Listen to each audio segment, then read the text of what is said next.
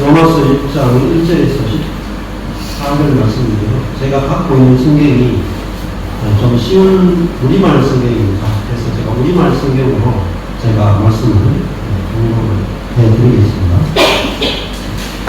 그러면 우리가 무슨 말을 해야 하겠습니까? 은혜를 더하게 하려고 죄 가운데 머물러 있어야 하겠습니까?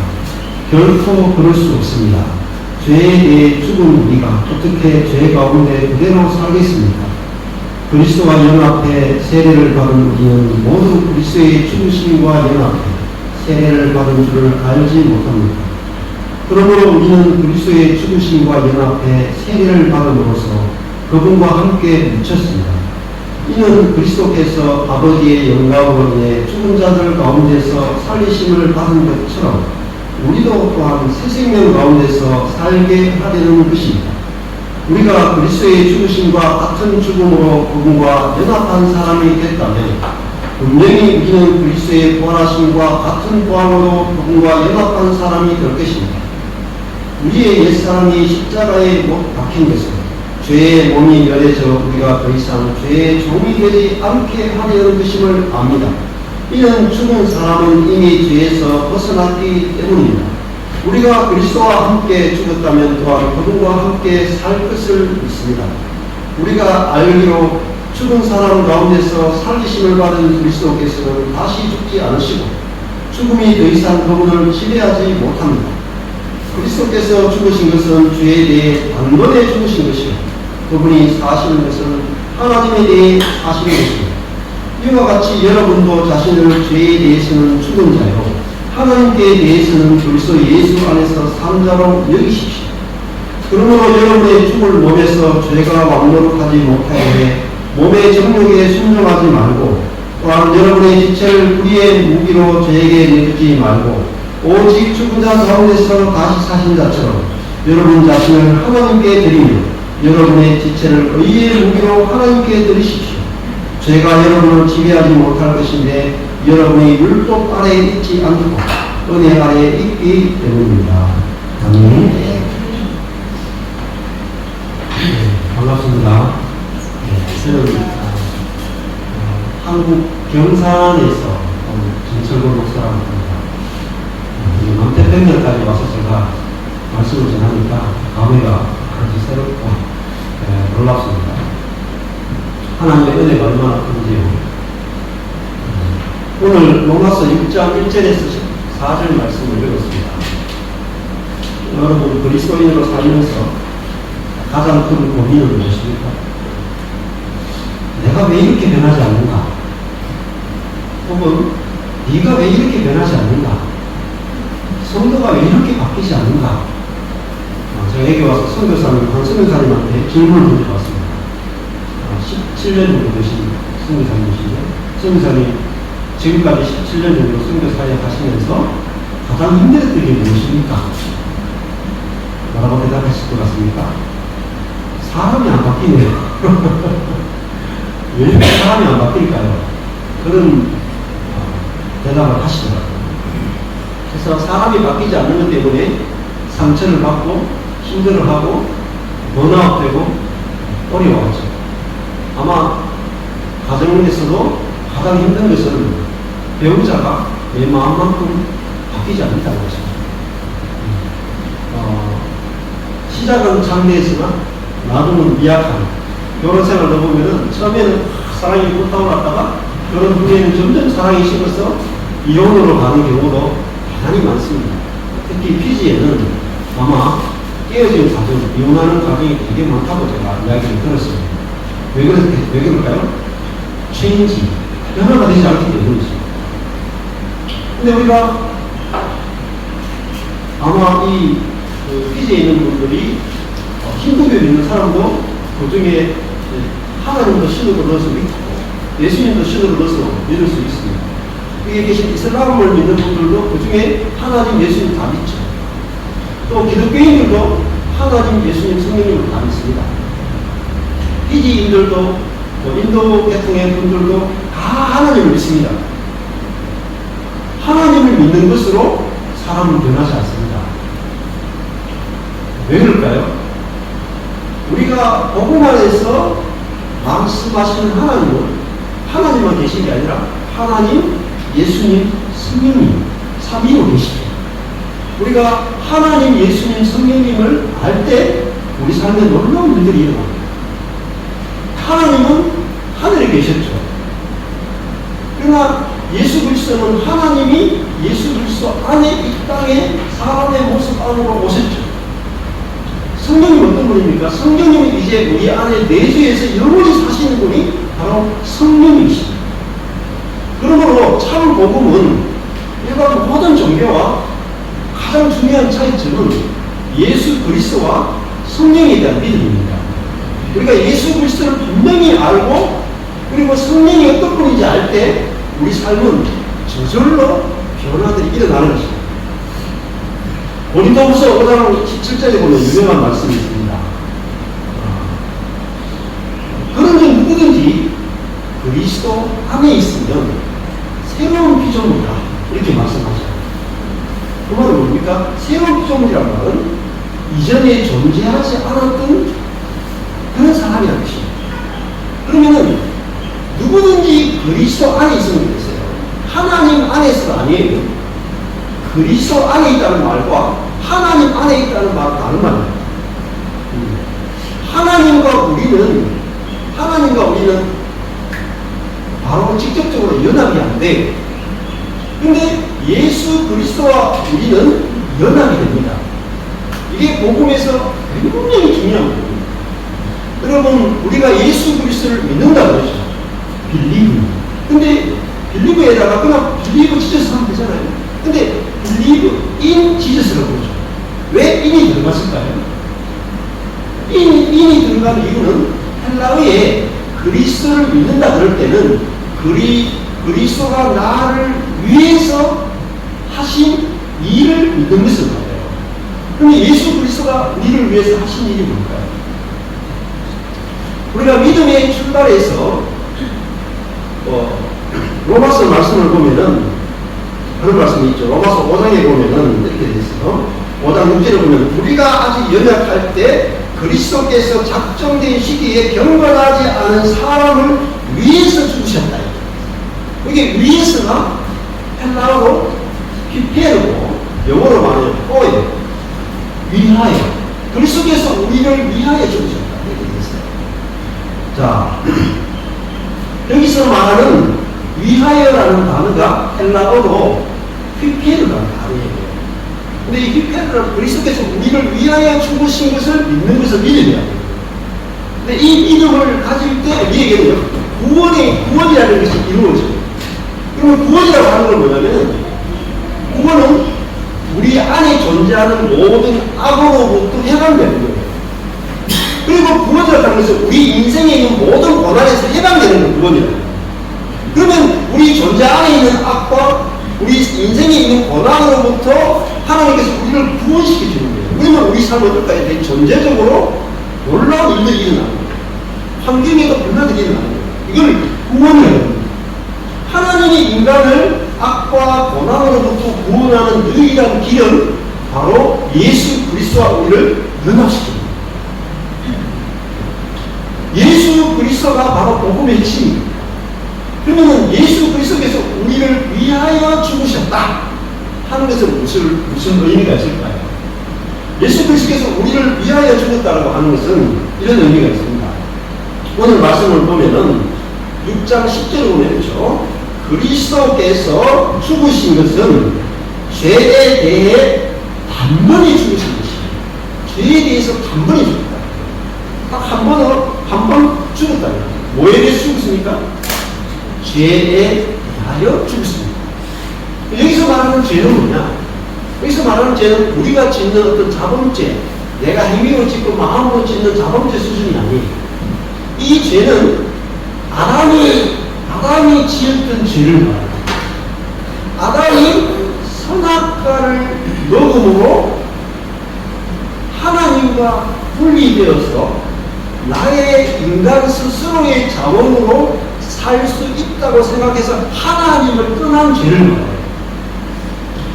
이 근원적인 죄로 말미암아 인간에게는 뭐가 왔느냐면 악과 고난이 오는 거예요.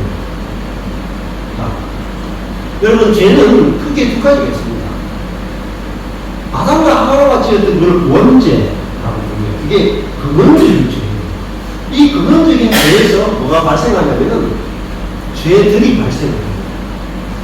저와 여러분이 날마다 평소에 미워하거나 걱정하거나 불신앙을 가졌거나 이혼을 하거나 다툼을 하거나 사기를 치거나 이런 모든 죄들은 어디에서 발생되냐면 우리 속에 있는 근원적인 죄성에서 나는 거예요. 그러면 예수 그리스도께서 십자가에 죽으신 것은 오늘 보면은 예수 그리스도께서 십자가에서 죽으셨죠. 이 죽음을 죄에 대하여 단번에 죽었다 이렇게 말해요.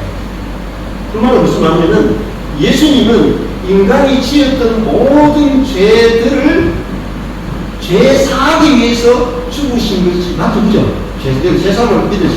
그거는 뭐냐면 예수님이 우리를 대신해서 죽으셨다 이렇게 얘기해요.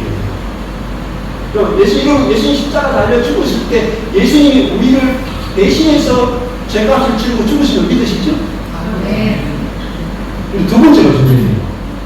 여러분, 예수님 십자가 달려 죽으실 때 여러분도 함께 죽으심을 믿습니까? 네.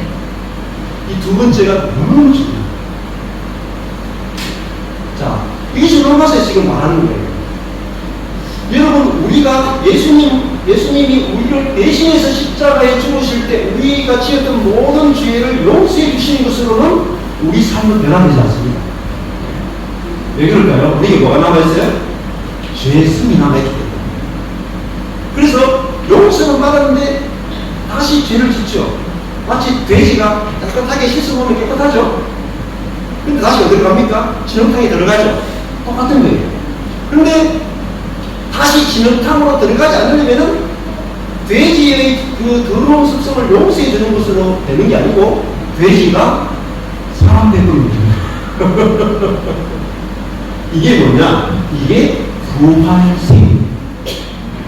우리가 이 그리스도인은 죄를 용서받고 인간의 생명으로 사는 것이 아니라 이제 우리는 죄가 용서된 이유는 우리 안에 그리스도가 내주하여 살기 위해서 우리의 죄 용서가 필요합니다. 그러면 그리스도가 이제 우리 안에 내주하셔서 부활의 생명으로 살게 되면 어떻게 되느냐? 부활의 생명은 죄를 저절로 미워하게 해서 죄를 저절로 이기게 해서 그래서 성령께서 우리 안에 영원히 내주하게 치우죠. 이것이 복음의 본질입니다. 여러분, 그리스도께서 우리를 위하여 할 때 피페르라고 하는 헬라어 단어를 신학자들이 연구에서 발견한 게 있어요. 그는 두 가지 의미가 있다는 걸 발견한 거예요. 첫 번째는 그리스도께서 우리를 대신해서 죽으셨다. 우리의 죄들을 대신해서 죽으셨다. 그것이 지금까지 발견한 거예요.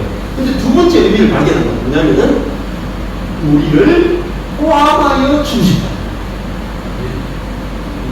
우리 옛사람을 함께 그리스도 안에 집어넣어가지고 예수님이 죽을 때 우리 옛사람이 함께 죽게 하셨다. 이것이 내포적 죽음을 말합니다. 그리스도의 죽음은 우리를 대신한 죽음이면서 동시에 우리를 포함한 죽음입니다. 자, 이 포함한 죽음은 우리를 대신해서 죽으신 죽음보다 우리를 포함한 죽음은 훨씬 더 놀라운 거예요. 자, 보시죠. 저와 여러분이 문제가 많죠. 가정생활에도 문제가 많기도 하고, 직장생활에 문제가 생기기도 하고, 믿음이 없어가 염려하기도 하고, 경제적인 어려움 때문에 절망하기도 하고, 목회적인 문제 때문에 고민이 들기도 하고, 상처를 받기도 하고, 부모님이 이혼하면 거기서 상처를 받아서 아이들이 막 우울증에 빠지기도 하고, 수많은 문제가 생기죠. 자, 근데 그걸 어떻게 해결합니까? 기도로 해결이 될까요? 기도로 많이 되지 않습니까? 하나님께서 인간의 문제에 고난, 이기는 유일한 길은요, 그리스도입니다. 그리스도를 통해서 인간의 모든 문제를 해결하셨다. 이걸 복음이에요. 자, 저도 98년도에 교회를 개척을 했어요. 그래서 단임 목회를 한 지가 지금 한 26년 되거든요. 근데 12년 정도를 열심히 목회를 했습니다. 제자 훈련 목회를 열심히 했어요. 그리고 청년들을 전도해서 양육을 했어요. 청년들이 굉장히 삶이 많이 변화가 되는 거예요. 불신자였다가 예수를 믿고 뿐만 아니라 생활이 바뀌고 관계가 바뀌고 꿈이 바뀌고 주를 위해서 헌신하고 이렇게 청년들의 삶이 너무너무 많은 변화들이 있었어요. 그런데 한 10년 지나니까 사람들의 삶이 딱 스탑이 되는 거예요. 더 이상 변화가 없습니다. 그때 제가 좌절이 됐어요. 왜 여기서 멈출까? 더 이상 변화가 일어나지 않을까? 그런 절망을 제가 겪게 됐거든요. 근데 제가 몰랐던 것은 그리스도께서 우리를 대신해서 우리의 죄들을 대신해서 죽으신 것을 알았지만 우리 존재가 타락한 우리 존재가 그리스도와 함께 죽었음을 몰랐어요. 그래서 제가 절망 가운데 있어요. 근데 하나님께서 갈라디아서 2장 20절 말씀과 로마서 말씀을 통해서 우리가 아담으로부터 태어나는 우리 옛사람이 이미 그리스도와 함께 죽었다고 해서 알게 됩니다. 자, 오늘도 이 로마서 말씀을 보면 그렇죠. 여기 보면 이렇게 말씀이 있습니다. 2절에 보면은 죄에 대해 죽은 우리가 이렇게 되어 있어요. 죄에 대해서 여러분 죄와 피 흘리기까지 싸우라고 말씀 많이 들으셨죠? 그런데 말씀 보니까 죄에 대해서 우리가 어떻다고 그래요? 살았습니까? 죽었습니까? 죄에 대해서 죽기 위해서 노력한다고 했어요. 아니죠? 죄에 대하여 죽었다는 말은 죄와 이제 관계가 없다는 뜻입니다. 근데 어떻게 죽었어요? 내가 죄에 대해서 죽은 적이 있습니까? 언제 죽었어요? 2000년 전에 그리스도와 함께 죽은 거예요. 이게 복음입니다. 자, 우리가 죄에 대해서 이미 죽은 우리가 그러면 어떻게 죄 가운데 그대로 살겠습니까? 내가 죄의 권세에 대해서 죄의 유혹에 대해서 그리스도와 함께 죽은 자라고 하는 정체성이 바뀌지 않으면 죄의 지배 가운데 계속 살게 됩니다. 그런데 내가 죄에 대해서 죽은 자라고 하는 정체성이 바뀌게 되면 새로운 피조물의 정체성입니다. 자, 그런 점 누구든지 그리스도 안에 있으면 그렇죠. 그리스도 안에 있다는 말은 그리스도와 연합되어 있다는 거예요. 자, 그리스도는 어떤 사람이냐? 내가 나를 보시면 안 돼요. 여러분, 내 자신만 듣고 당신은 누구입니까? 저는 전철권입니다. 내가 아니에요. 나를 설명하려면 저는 그리스도와 연합된 전철권입니다. 이게 정체성입니다. 이것이 진정한 새로운 비전의 정체성입니다. 그러면 이 말은 무슨 말이냐면 그리스도의 모든 것이 내 것이 아니죠. 그러면 우리는 그리스도부터 무엇을 상속을 받느냐? 그리스도께서 십자가에 죽으셨죠. 죄에 대하여 단번에 죽으셨죠. 그 죽음을 내 것으로 그저 선물로 얻는 것입니다. 그리스도께서 부활하셨죠. 사망 권세를 이기고 부활하셨죠. 그 부활이 곧 내 것으로 그저 선물로 은혜로 주어진다는 것입니다. 이것이 복음의 의미입니다. 그러니까 우리는 이제는 죄에 대해서는 관계가 끊어진 자고 하나님에 대해서는 관계가 연결된 자가 우리의 정체성입니다. 여러분, 복음에 대한 확실한 정체성이 없으면 그런 점 누구든지 그리스도 안에서는 새로운 피조물이라 이전 것은 지나갔으니 여러분, 이전 것이 뭔지 아세요? 옛 것입니다. 이전 것은 뭐냐면 아담에게 속한 것이고 죄에 속한 거예요. 이전 것은 지나갔으니 보라 뭐가 됐습니까? 새 것, new creation, 새로운 피조물이 된다. 여러분, 바울이 뭐라 그럽니까? 누구든지 그리스도 안에 있으면 날마다 새롭다는 거죠. 날마다 새로운 피조물은 날마다 새로워. 여러분에게 한번 질문해 보겠습니다. 여러분, 지금까지 예수 믿고 나서 지금까지 살면서 날마다 새로워졌습니다. 어떠세요?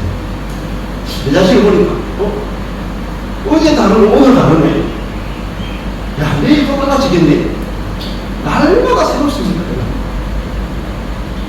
날마다 새로운 것이 정상적인 그리스도입니다. 왜 그럴까요? 그리스도인들이, 저도 그렇게 생각했어요. 하나님이 하늘에 계시고 여기 제가 있어요. 그러면 제가 하나님을 열심히 믿는 것이 신앙이라고 해요. 그게 아닙니다. 그거는 하나님과 나와의 관계죠. 처음에 시작할 때 기독교는 하나님과 예수님, 성령님을 같이 알아야 된다고 했습니다. 자, 하나님과 내가 있어요. 근데 나는 내가 아니라 그랬죠. 그리스도와 연합된 나라고 했죠. 그리스도와 연합된 나라. 이게 진짜 적개성이라는 거예요. 그러면 그리스도의 어떠함이 끊임없이 연결되어서 그리스도의 모든 것이 공급되는 내가 새로운 피조물입니다. 그래서 내가 노력으로 변하는 것이 아니라 그리스도와 연합되기 때문에 저절로 바뀌는 거예요. 이것이 하나님이 행하신 놀라운 거예요. 저는 이 복음을 깨닫고 나서 그리스도와 연합된 나, 그리스도와 연합된 그리스도인을 알고 나서 14년 동안 제가 살았거든요. 14년 동안 제가 노력한 거 하나도 없어요. 노력이 아니고 그리스도와 연합된 나의 정체성과 바뀌었습니다. 그런데 여기 큰 코끼리가 있어요. 그리고 저 자신이 코끼리에게 붙어 있는 개미 같아요.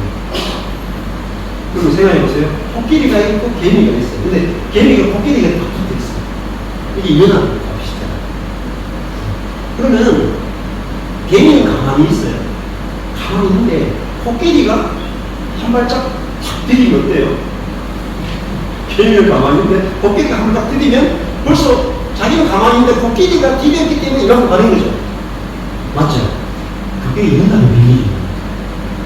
여러분, 그리스도가 죄에 대해서 단번에 죽었는데 나는 그 그리스도에게 딱 붙어 있는 거예요. 그러니까 그리스도가 죄에 대해서 죽으신 그 죽음은 내가 포함되어 있는 거예요. 이것이 하나님 우리에게 주시는 은혜예요, 은혜. 그래서 오늘 말씀을 보니까 성경을 이렇게 해요. 그리스도와 연합해 세례를 받은 우리는, 이게 중요한 게 연합해요. 그리스도와 우리는 세례를 받았는데 어떻게 세례를? 그리스도와 연합을 받아요. 예수님이 세례 받은 게 뭐죠? 세례는 예수님이 십자가에 죽고 사흘 만에 부활하신 것을 예수님의 세례라고 해요. 그럼 세례는 뭐냐면 예수님의 육이 죽고 영으로 부활한 걸 말하거든요. 그러면 우리도 그리스도와 연합해 죽었다는 말은 우리의 뭐가 죽었을까요? 우리의 육이 죽었다는 거예요. 그러므로 그리스도인은 자기의 육을 죽이려고 노력할 필요가 없습니다. 자, 내가 그리스도와 함께 십자가에 못 박혔다라는 말은 육으로 사는 것이 끝났다는 말이에요. 자, 그럼 육은 뭘 의미하냐면 육은 이런 겁니다. 자, 창세기 보니까 선악과가 나오죠. 아담과 하와가 선악과를 까먹죠. 근데 선악과를 까먹는 죄는 어떤 죄냐면 그 근원적인 죄인데요. 원래 하나님이 사람을 만드실 때는 하나님과 사람이 연합해 살도록 지으셨어요. 사람은 하나님이 처음에 인간을 만드시고 생명나무를 먹고 살도록 지어졌어요. 그 말은 무슨 말이냐면 사람은 하나님의 지혜를 먹고 살게 돼 있고 하나님의 능력을 먹고 살게 돼 있고 하나님의 마음을 먹고 살도록 지었어요. 그런데 아담과 하와가 선악과를 까먹었다는 말은 무슨 말이냐면 하나님 당신이 필요 없습니다. 저는 이제 선악의 지식으로 선악의 능력으로 나의 자원으로 살겠습니다. 이게 제 논입니다. 자, 그러니까 예를 들어서 이런 겁니다. 저기 보면은 코코넛 나무가 있죠. 코코넛 나무는 하나님께서 지을 때에 완전하게 코코넛 나무로 지어지죠. 그죠? 근데 코코넛 나무가 완전하다는 것은 뭘 의미합니까? 땅에 박혀 있을 때 코코넛 나무는 완전하죠. 근데 코코넛 나무를 땅에서 딱 뽑으면 어때요? 완전한 코코넛 나무인데 시들면서 병들면서 죽죠. 이거를 죄로 말미암아 사망이 왔다는 거예요. 죄는 뭐냐면 코코넛 나무가 땅에서 떨어져 분리되어 가지고 자기 안에 있는 내재된 자원으로 열매를 맺을 수 있다고 하는 것을 죄라고 해요. 자, 그러면 코코넛 나무를 살리려면 어떻게 됩니까? 코코넛 나무를 변화시키는 겁니까? 아니죠. 코코넛 나무를 살리는 비결은 다시 땅에 박는 거예요. 이것이 구원입니다. 여러분, 구원이라고 하는 것은 뭐냐면 이제 내가 하나님과 떨어져서 나의 제한된 사랑, 제한된 인내, 제한된 선함, 제한된 자비, 제한된 능력과 지혜로 살 수 있다는 것이 죄의 근원인데, 무한하신 하나님과 인간이 연합되는 거죠. 이걸 뭐라고 하냐면 성령이 우리 안에 들어와서 내주하신다. 그러면 우리가 무엇으로 사느냐? 이제 성령의 무한하신 자원으로 살게 될 때 인간 속에 있는 악과 고난의 문제에서 해결되는 거예요. 여러분, 예를 들어서 사람이 변화되지 않으면 왜 변화되지 않을까요? 우리 속에 하나님의 사랑이 풍성하게 공급되고 흘러가지 않으니까 변화가 안 되는 거죠. 왜 우리가 예를 들면 제가 여기서 물어보니까 선교사님들한테 후계자를 세우는데 여기 현지인들은 후계자로 세우면 어떤 것 같습니까? 이렇게 물어보니까 현지인들이 고난이 오면 목회를 계속 하기 좀 힘든 부분들이 있습니다. 이렇게 왜 그럴까요? 피지인이나 중국인이나 힌두인이나 한국 사람이나 미국 사람이나 그 사람은 가능성이 없어요. 그 안에 있는 그리스도의 생명, 성령이 그 사람을 지배하고 다스릴 때 모든 인종을 다 초월해서 뭐가 나타나냐면 그리스도의 생명이 나타납니다. 그러면 그것이 뭐냐면 성령의 열매입니다. 성령의 열매는 뭐죠? 인간의 생각을 초월하는 성령의 사랑, 성령의 희락, 성령의 화평, 성령의 오래 참음, 성령의 모든 열매를 가지고 성령의 충성, 성령의 절제를 가지고 여러분, 그리스도인들이 자기 안에 성령이 영원히 내주하고 계시다는 사실을 잡니다. 뭐로 사느냐? 나의 생각과 감정과 의지의 자원으로 사는 거예요. 여러분, 아무리 여러분이 생각하고 선한 생각을 하고 감정적으로 막 사랑을 하려고 하고 의식적으로 결단해도 우리 몸에 있는 죄성을 이깁니다. 그런데 내 안에 성령이 영원히 내주하고 계시고 이 성령이 우리 몸에 있는 죄를 이기기 위해서 우리 안에 오셨다는 사실을 알게 될 때 우리는 우리 몸에 있는 죄를 이깁니다. 그리고 뭐하냐? 성령의 열매가 처음인 것입니다. 이것이 하나님이 우리에게 주신 큰 선물입니다. 그래서 여러분 매주마다 축도를 들으실 때 축도 잘 마지막에 말하는데요. 하나님 아버지의 사랑하신 마음, 주 예수 그리스도의 은혜, 성령의 교통하심이 내 우리 가운데 있을지어다. 그게 축도예요. 그러면 축도가 하나님 아버지의 사랑이 우리에게 있어야 되죠. 그 다음에 두 번째가 주 예수 그리스도의 은혜가 있어요. 근데 주 예수 그리스도의 은혜는 뭐냐면 그리스도와 우리가 연합되는 거예요. 연합되는데 성령이 우리 안에 들어와서 이 연합되어 있는 것을 우리 속에 교통, 흐르게 하시는 거예요. 이것이 그 축도의 의미예요. 축도는 맨날 봤는데 축도의 의미를 모르고 여러분 속에서 이게 경험이 안 돼요. 근데 여러분이 정말 중요한 것은 아는 것입니다.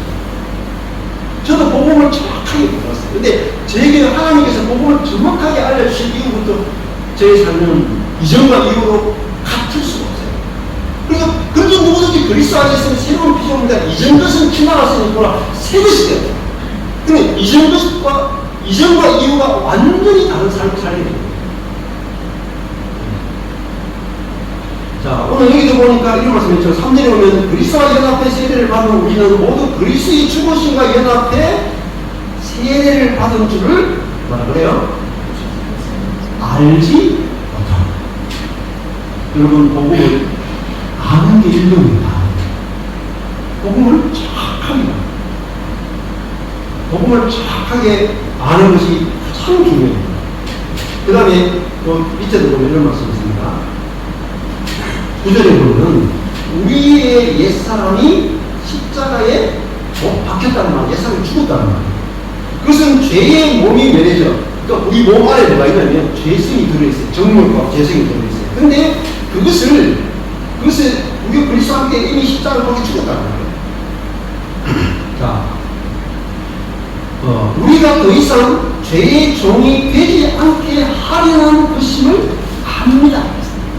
이거 보십시오. 우리가 더 이상 죄의 종이 되지 않을 수 있다는 거죠.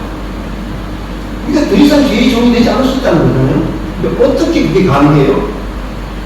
여기 보면은 우리의 옛사람이 그리스도와 함께 십자가에 못 박히게 됐기 때문에 죄의 종로 담은 우리 옛사람이 그리스도와 함께 죽었기 때문에 이제는 더 이상 죄의 종로를 살지 않는 새로운 비전이 됐다. 자, 그래서 아는 것이 너무 중요합니다. 그 다음에 안다는 말 다음에 11절에 가면은 이런 말이 있습니다. 이와 같이 여러분도 자신을 죄의 권세에 대해서는 죽은 자요, 그리스도와 함께 죽은 자요, 하나님께 대해서는 그리스도 예수 안에서 살아있는 자, 하나님과 연결된 자로 뭐라 그럽니까? 여기지다. 여기는 것은요, 다른 말로 믿는다는 거예요. 여기서 말하는 여긴다는 말은 정확하게 계산한다는 거예요. 여러분 세금을 계산할 때 정확하게 해야 되잖아요. 돈을 상점에 가서 물건을 살 때 1달러 몇 센트까지 정확하게 계산해야 돼요. 마찬가지예요. 그리스도인은 자신이 죄와 사단과 자기 자신에 대해서, 정욕에 대해서 죽은 자를 정확하게 첫 번째 알아야 되고, 정확하게 알아지면 두 번째요, 여겨지는 것입니다. 믿어지는 거예요. 이게 두 번째입니다. 그리고 그 다음에는 세 번째가 뭐냐면, 여기서 보면 13절에 보면은 여러분 자신을 뭐라 그래요? 하나님께 드리는 거예요. 여러분의 몸을, 지체를 의의 무기로 하나님께 드리시기로 했습니다. 그래서 그리스도인은 이제 내 안에 계신 그리스도께서 우리를 통치하시고 지배하시고 우리의 인생을 이끌어가시고 그런 삶이 됐다는 거죠. 시간이 많이 지났는데 저희 교회에서 제가 1시간 정리를 좀 하겠습니다. 제 자신이 그리스도와 함께 죽었고 그리스도가 내 안에 생명으로 오시고 사신다는 부분을 제가 알게 됐을 때 저는 저의 생각과 능력과 지혜를 다 죽어서 알게 됐어요. 그리고 이제는 그리스도께서 나를 통해 사신다는 것이 믿어지고 알아지게 됐어요. 제가 14년 전에 교회가 어려운 일이 있어서 교회가 깜짝 망했어요. 새 교회를 분립시켜주고 나니까 남는 게 없더라고요. 망했을 때 제가 이런 생각이 들었어요.